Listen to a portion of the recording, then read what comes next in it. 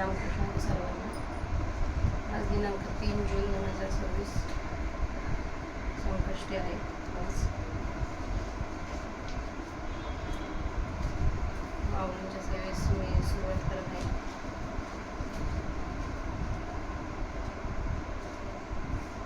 काल आपण ओवी क्रमांक 220 पर्यंत वाचन केलं होतं. आता तिथून पुढचं आपण वाचन करूया.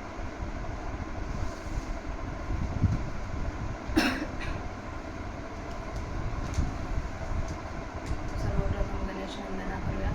वक्रतुंड महाकाय सूर्यकोटी समप्रभा निर्विघ्नं कुरु मे देव सर्वकार्येषु सर्वदा. अलंकापुरी पुण्यभूमी पवित्र तिथे नांदतो ज्ञानराजा सुपात्र त्या आठविता महापुण्यराशी नमस्कार माझा सर्व ज्ञानेश्वरांशी.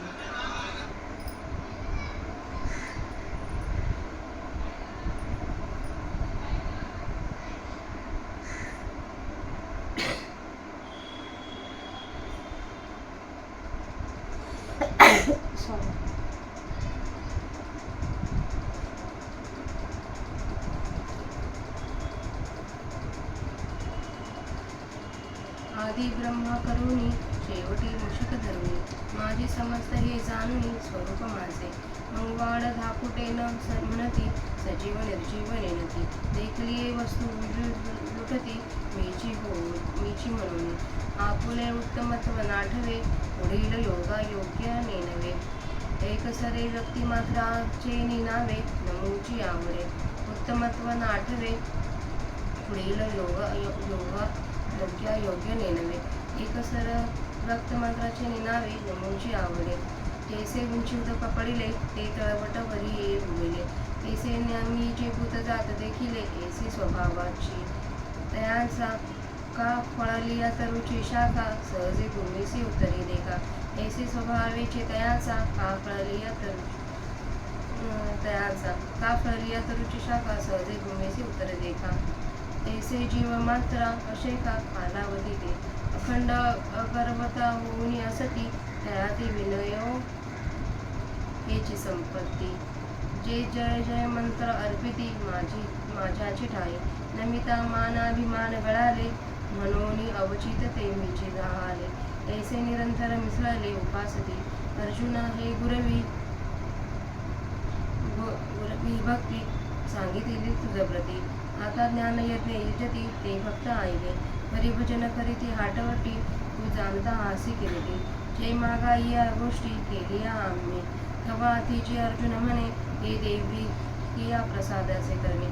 तरी काय अमृताचे आरोगणे पुरे म्हणावे. या बोला आनंदे लागटा देखिले दयाते की सुखावलेचे निश्चित्ते डोलतू असे. म्हणे भले केले पांथा केरवी हा अनुभव सर्वथा. तरी बोलवितसे असता तुझी माते तव अर्जुन म्हणे हे काही चकोर विन चांदणीचे नाही. जग निवजे या तयांच्या ठाई स्वभाव केजी. हेरे चाकोरती या आपुली ये चाडे छाजू करती चंद्राकडे. ठेवी म्हणून आम्ही विनवते थोपडे देव कृपा सिंधू. जी मेघा आपुली या प्रौढी जनाची आरती रवडी. वाचुनी चातकाची तहान केवढी तो वर्षाव पाहुणी. हरिचुळा एकाची आचाडे जेवी गंगीतेची ठाकावे पडे.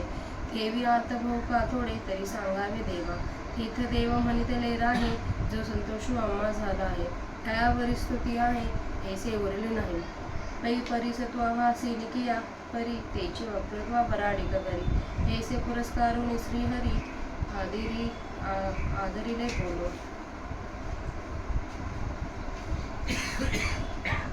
श्लोक 15. ज्ञानयज्ञे चाप्यन्य यजन्तो मामुपासते एकेत्वेन पृथक्त्वेन बहुधा विश्वतो मुखम. तरी ज्ञानयज्ञो तो एवं रूपो तेधा आदिसंकल्पो हा रूपो. महाभूते मंडपो भेदू तो पशु. मग पांचाचे जे विशेष गुण अथवा इंद्रिय आणि प्राण हेची यज्ञोपचार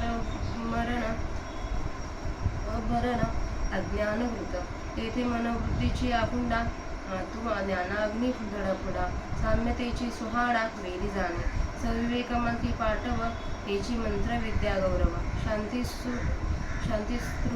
स्त्रुव जीव यज्वा.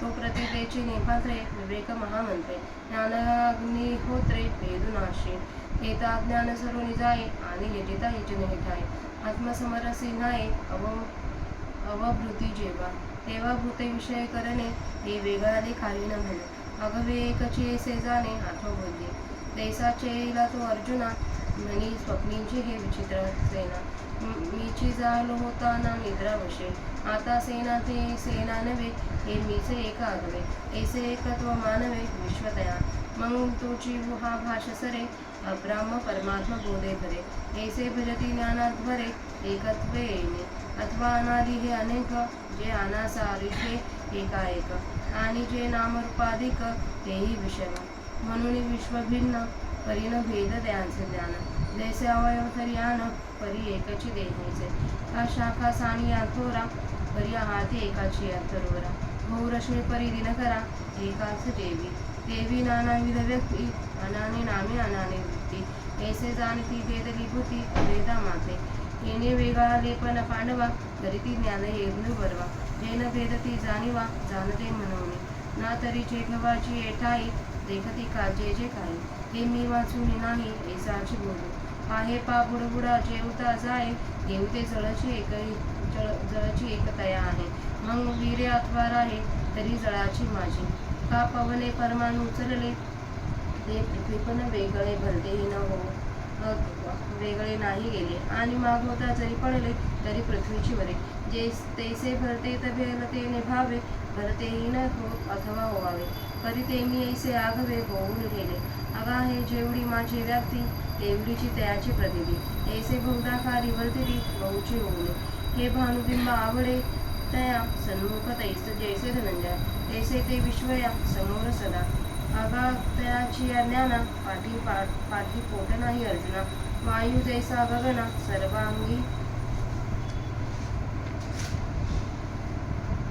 सर्वांगी असे तैसा मी जे तुला आगवा तेची तयाची सद्भावा तरी न करीती पांडवा भजन झाले एरवी तरी सकळ मीची आहे तरी कवने की ही उपासना नव्हे येथे जाणणे विन ठाई प्राप्त असे परी ते असे येणे उचिते ज्ञान यज्ञ यजित सांगते उपासिती माते हे सांगितले अखंड सकळ हे सकळामुखी सहज अर्पत असे मज एकी जे की नेनियासाठी मूर्खीन पविजेची माते आपल्या मागणीच्या 264 ओळांपर्यंत वाचन झालं आहे त्याचा तर मराठी अर्थ बघा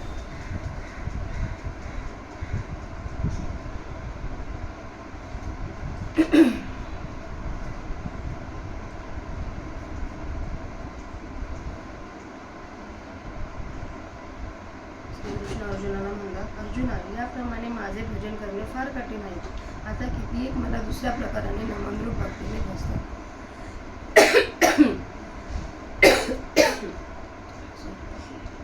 तो एक प्रकार सांगतो ऐक तर वस्त्रामध्ये ज्याप्रमाणे एका पदरापासून दुसऱ्या पदरापर्यंत एक सूतच असते त्याप्रमाणे सजीव व निर्जीव पदार्थ माझ्या वाचून दुसरेच ते ओळखत नाही ब्रह्मदेवापासून आरंभ करून अखेर चिलटापर्यंत मध्ये जे काही आहे ते सर्व माझे स्वरूप आहे हे जाणून मग मोठा लहान यांचा विचार न करता किंवा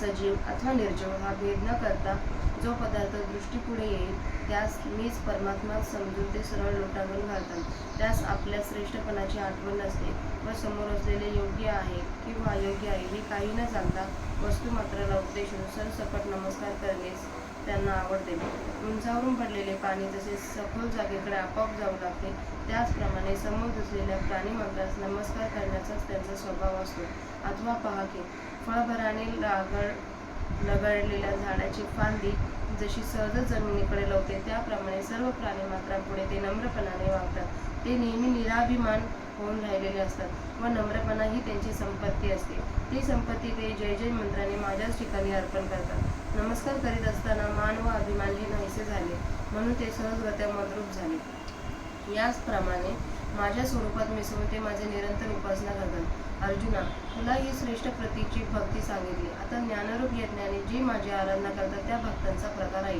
परंतु ही भजन करण्याची रीती अर्जुना तुला माहीत आहेच कारण आम्ही या गोष्टी मागे अध्याय 4 श्लोक 33 ते 42 तुला सांगितले आहेत तेव्हा अर्जुना म्हणाला होय महाराज मी जाणत आहे आणि हे देवाच्या प्रसादाचे कार्य आहे. म्हणून अमृताचे भोजन मिळाल्यावर पुरे आता नको असे म्हणवेल काय? अर्जुनाच्या वरील बोलण्यावरून तो हे जाणण्याविषयी उत्सुक आहे असे पाहून लागलीच अंतःकरणात संतोष झाल्यामुळे श्रीकृष्ण डोलावयास लागले. श्रीकृष्ण म्हणाले, अर्जुना, फार चांगले केलेस. नाहीतर मागे एक वार सांगितले असल्यामुळे हा मुळीच बोलण्याचा प्रसंग नव्हता. परंतु तुझी कळकळ मला बोलण्यास भाग पाडते. तेव्हा अर्जुन म्हणाला, असे काय म्हणता? चकोर पक्षी झाला असता तरच चंद्र उगवतो, एरवी उगवत नाही काय? महाराज, जगाला शांत करावे हा त्यांच्या चंद्राच्या ठिकाणी स्वभावच आहे. आता जे चकोर आहे ते केवळ आपली शांतता व्हावी या इच्छेने चंद्राकडे चोच करतात. त्याप्रमाणे आमची विनंती ती किती थोडी आहे. पण देवा, आपण कृपा सिंधू आहात. महाराज, मेघ हा आपल्या उदारपणाच्या वर्षावाने संपूर्ण जगाच्या पीडा घालवतो. वास्तविक पाहिले तर त्या पावसाच्या दृष्टीने मानाने चातकाची तहान ती केवढी. परंतु एक चुळभर पाण्याची इच्छा असली तरी ज्याप्रमाणे गंगेलाच जावे लागते, त्याप्रमाणे आमची ऐकण्याविषयीची इच्छा फार असो अथवा थोडी असो तरी ते देवांनी सांगितलेच पाहिजे. त्यावेळी श्रीकृष्ण म्हणाले, हे असू दे. तुझी आस्था पाहून जो काही आम्हास आनंद झाला आहे त्याच्यावर आता स्तुती सहन होईल असे राहिले नाही. तू उत्तम तऱ्हेने ऐकत आहेस, तेच आमच्या बोलण्याला बोलावून आणण्याचे काम करते. याप्रमाणे अर्जुनास शाबासकी देऊन श्रीकृष्णांनी बोलण्यास आरंभ केला. तसेच कित्येक सर्वतोमुख जो मी त्या माझे ज्ञान यज्ञाने एकत्वाने आपल्या स्वप्नातील पदार्थाशी जागृत झाल्यावर जागृत पुरुष असे ऐक्य पाहतो, त्या अभेद ज्ञानाने वेगळेपणाने आकार ज्ञान भिन्न पण वृक्षशाखा दोन्ही एकच अशा अभेद ज्ञानाने योजन करून माझी उपासना करतात. तर ज्ञान यज्ञ तो असा आहे. त्या ज्ञान यज्ञामध्ये महामूळ संकल्प आहे हा की पशु बांधायचा खांब आहे. पंचभूते हा मांडव आहे आणि द्वैत हा पशु आहे. नंतर पंचमहाभूतांचे जे शब्दस्पर्शादी विशेष गुण अथवा इंद्रिय व प्राण हीच ज्ञान यज्ञाची साहित्य सामग्री असून अज्ञान हेतूक आहे. तेथे मन बुद्धी या कुंडात प्रज्वलित ज्ञानरूपी अग्नी असून, हे मित्र अर्जुना, सुखदुःखादी इंद्रियाविषयी जी चित्ताची समता ती वेदी त्या यज्ञात शुद्ध केलेल्या यज्ञाचा ओटा होय असे समज. आत्मनात्म विचार करण्याविषयीची जी बुद्धीची कुशलता तीच मंत्र विद्येची शोभा आहे.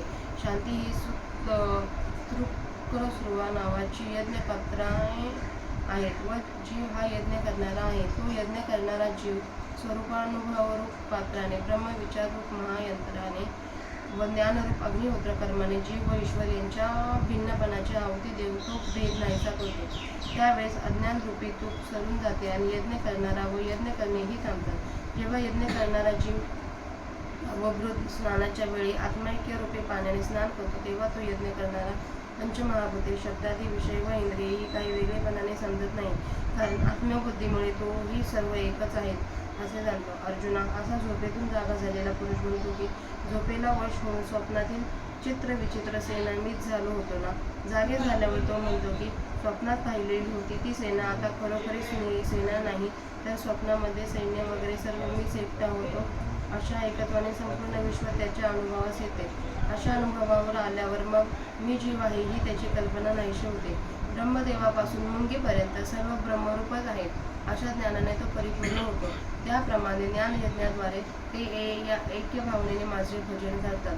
अथवा अनादिकालापासून हे अनेकत्व आहेच असेच आहे, कारण जगातील पदार्थ एकसारखे एक नाहीत व त्याची नामेरूपे सुद्धा भिन्न भिन्न आहेत. म्हणून जरी विश्वात त्याच्या दृष्टीस भिन्न भिन्न पदार्थ पडले तरी त्या योगाने त्याचे ज्ञान भेद पावत नाही. ज्याप्रमाणे अवयव निरनिराळे आहेत परंतु ते सर्व एकाच देहाचे आहेत, अथवा जशा लहान मोठ्या फांद्या आहेत खऱ्या परंतु त्या एकाच झाडाच्या असतात, आणि ज्याप्रमाणे किरणे अनेक खरी परंतु ती एकाच सूर्याची असतात, त्याप्रमाणे नाना प्रकारच्या व्यक्ती, त्यांची भिन्न भिन्न नावे व त्यांची भिन्न भिन्न स्वभाव, याप्रमाणे भेद असलेल्या प्राण्यांत अभिन्न जो मी त्या मला ते जाणतात. अर्जुना, अशा इंद्रियांना गोचर होणाऱ्या भेद प्रतीतीद्वारे ते चांगले अभेद ज्ञान यज्ञ करतात, कारण की ते पुरुष स्वरूपज्ञानी असल्या कारणाने विश्वातील भिन्न भिन्न पदार्थांच्या भिन्न भिन्न ज्ञानाने भेदाला पावत नाही, तर त्या भिन्न भिन्न ज्ञानातून अन्वय दृष्टीने परमात्म्याला ते पाहतात. अथवा जेव्हा ज्या ठिकाणी जे जे काही आहे ते पाहतात तेथे माझ्या स्वरूपातून दुसरे काही नाही असाच त्यांचा बोध असतो. असे पहा की बुडबुडा जिथे जाईल तिथे त्याला एक पाणी मात्रच आहे. मग राहिला तरी पाण्यातच अथवा नाहीसा झाला तरी पाण्यात. अथवा वाऱ्याने पृथ्वीचे कण वर उचलले तरी ते पृथ्वी कणाहून वेगळे झाले नाही आणि ते वर गेलेले कण जरी पुन्हा खाली पडले तरी ते पृथ्वीवरच पडतात. त्याप्रमाणे वाटेल तेथे वाटेल त्या भावाने स्थितीने वाटेल तेही न व्हावे अथवा व्हावे पण ते मी परमात्मा आहे असे सर्व त्या अनुभवाने होऊन राहिलेले असते.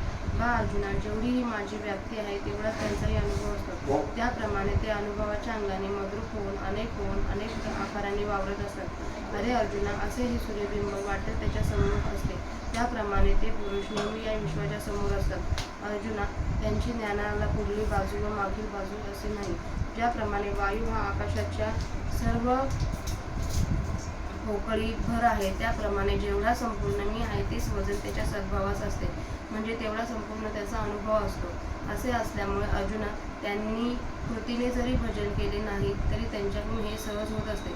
सहज विचार करून पाहिले तर जगातील सर्व पदार्थ मीच आहे, मग कोणाकडून कुठे माझी उपासना होत नाही असे म्हणावे. असे असूनही ज्यांची अशा प्रकारची समजूत झाली नाही त्यांची तशी समजूत न झाल्यामुळेच त्यांचे हे भजन घडत नाही. परंतु ते असू दे, अशा या योग्य ज्ञान यज्ञाने यजन करणारे माझी जी उपासना करतात ते भक्त मी तुला सांगतो. हे सर्व सर्वांच्या द्वारे सदोदित माझ्या एकट्याच्या ठिकाणी सहज अर्पण होत आहे. म्हणजे सर्व प्राणी जे काही करतात ते सर्व मला एकट्यालाच अर्पण होते, कारण त्या सर्वांच्या रूपाने मीच एक आहे. पण मूर्खांनी हे न जाणल्यामुळे ते सहज अर्पण होणारे सर्व कर्म मला प्राप्त होत नाही. अशा प्रकारे आज मी वाचन केलं.